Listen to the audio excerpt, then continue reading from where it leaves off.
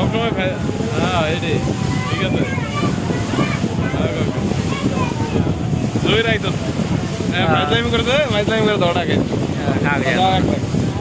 ওটা বাদ জয় না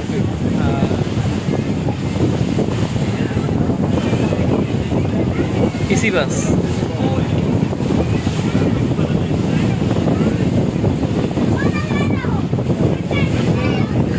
কার্নিভাল তোমার আমি যে এই বলা যাওয়ার সময় এই গেটেতেই গেছিলাম বুঝছো ভাইয়া